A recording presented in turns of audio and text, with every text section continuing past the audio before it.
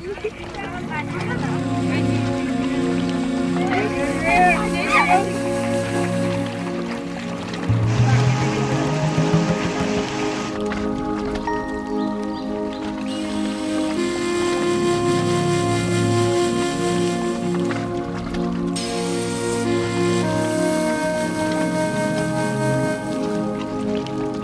পাশেও নদী, পশ্চিম পাশেও নদী, মাঝখানে হচ্ছে গ্রামটা।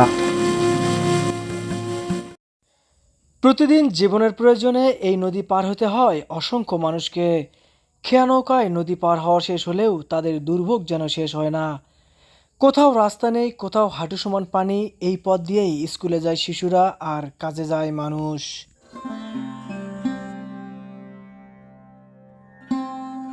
এই খেয়াঘাটটাই এখানকার মানুষের একমাত্র ভরসা।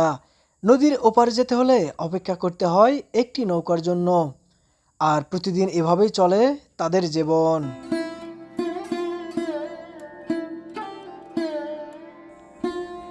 এই নদী পারেই নিজের হাতে মাটি দিয়ে জীবনের স্বপ্ন গড়ছেন এই নারী।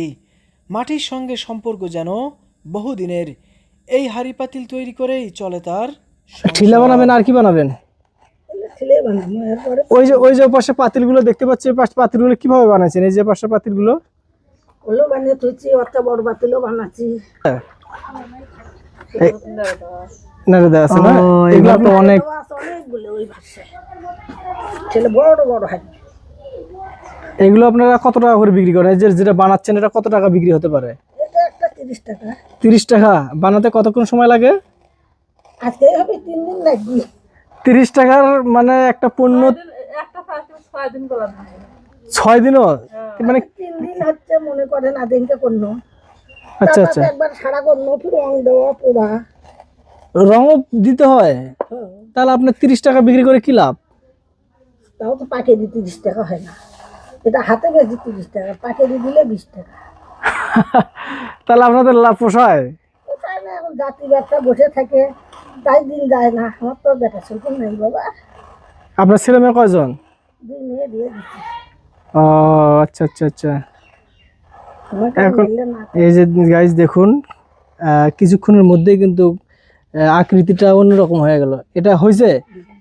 কান্দা তোর জন্য কেবল এটা এখনো 2 দিন বললাম নাকি, এটা হয়নি আছে। 30 টাকার মানে একটা পণ্য তৈরি করতে 3 দিন সময় লাগে, 10 টাকা দিন পরে।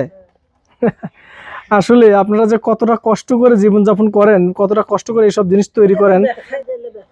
না ছাড়া করে খাই কি, আমার তো জমা। হ্যাঁ সেটাই, আপনারা যে কত কষ্ট করে 30 টাকা ইনকাম করতেছেন, শহরের মানুষরা এটা মানে হয়তো ওইভাবে উপলব্ধি করতে পারবে না।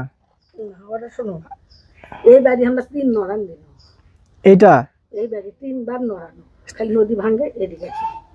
মানে নদীর মধ্যে বাড়ি চলে যায় আর পিছন দিকে চলে আসেন। এই বাড়ি শেষ, আর যাবো না কোনোটি, আবার মরণ হলে এটি। আরে কাকির যে কষ্টটা আমি বুঝতে পারলাম, খুবই খারাপ লাগলো। তাদের এই নদী ভাঙ্গার যে দুর্দশা বা কষ্টটা খুবই খারাপ, মানে কি বলবো আর। নিজের বাড়িতে চলে না বাবা, নিজের বাড়ি ভাত দিবি।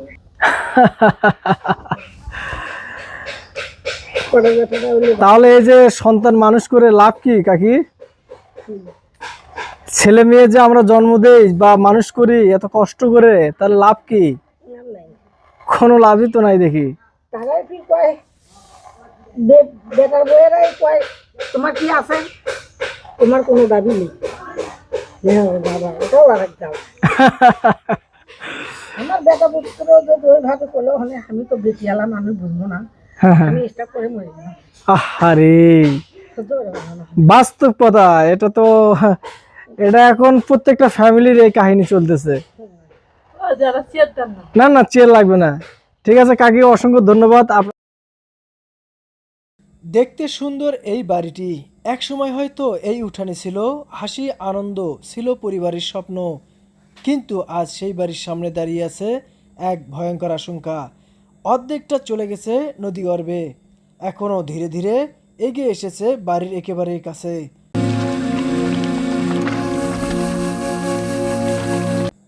এখন যে বাড়িগুলো দেখছেন, আর মাত্র কিছুটা মাটি বাকি রয়েছে। তারপর হয়তো এই বাড়িগুলোও চলে যাবে করতোয়ার গর্ভে।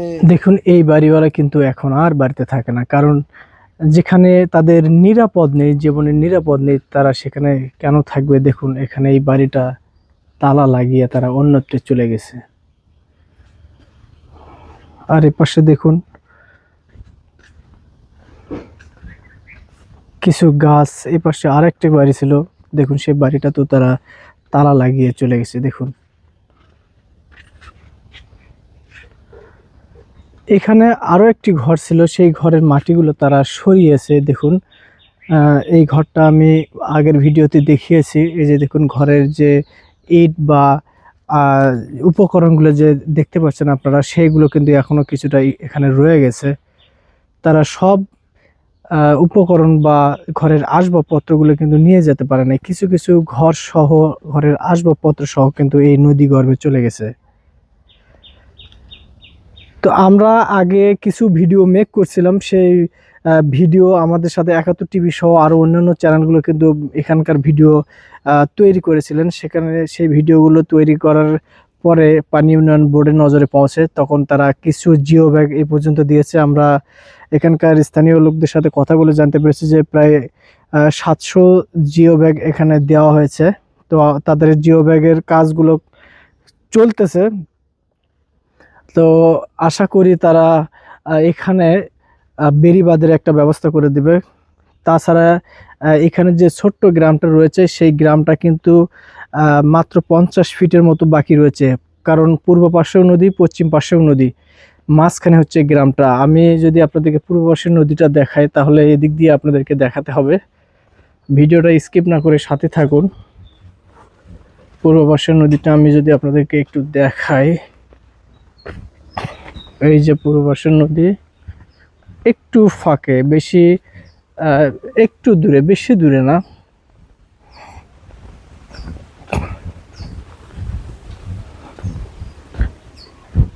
এই যে দেখতে পাচ্ছেন আপনারা, এটা হচ্ছে, এটাকে বলা হয় মৎস্য নদী, আর ওইটা হচ্ছে করতোয়া নদী। এই দুই নদী সংযোগ হতে মাত্র 50 ফিট কিন্তু এই গ্রামটা বাকি রয়েছে। দেখুন এই গ্রামের কি বেহাল দশা হয়েছে। এখানে অনেক গাছ এবং যে রাস্তাটা আছে, রাস্তাটা সহ কিন্তু নদী গর্ভে ভেসে চলে গেছে। এটা কিন্তু একটা রাস্তা, রাস্তাটা নদী গর্ভে কিন্তু চলে গেছে।